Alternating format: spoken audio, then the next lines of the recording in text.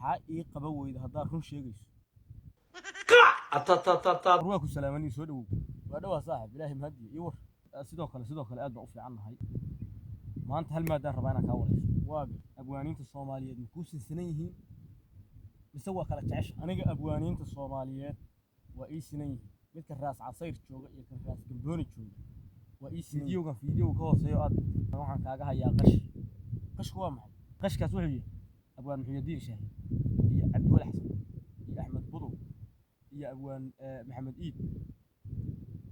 inaad waxa weeye aadan baxaqa u sininba oo aad tiri ninkii Maxamed Iid hal dhaanto uu soo qaaday oo wuxuu uga tagay nimankan odayaasha waxa weeye Muxyidiin laho Cabdi Wali laho Axmed Budow laho nimankan hal dhaanto ninkan ku bareejiyay inaad sababtaasan ka raba arintaasan ka daba geynaya waa ninkan yar ee hadeer soo kacay la yiraahdo Maxamed Iid dhiirigelintii aan dhiirigelinayo haddii aad waxa weeye aad fuusto kale ii riixdo aad tiraahdo abwaaniintaas waxa weeye aad ninka la yiraahdo aad bahdil ku sameynayso horta taas waa ku qaldanta abwaaniintaasuna waa abwaaniinteedii hadda fiidiyowgana dhageyso sida qorraxay barwaaqada waa loo qiro qaaradeeno dhamaayo qaadheysanta aniga dhanaaba waxa weeye sameecad isku bedelaya macnaha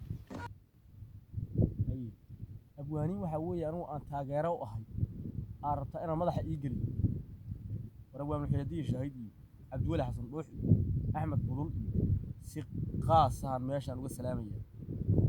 dadka waxa weeye sida qaldan wax u fahmana aad iyo aad waxa weeyaan waxa kamid ah ninkan oo kala kamid arninka raganimo waa dhameeyay ninkaas intuu nooga maqnaa mid kale ku sheegaya fiidiyowga aad sheegayso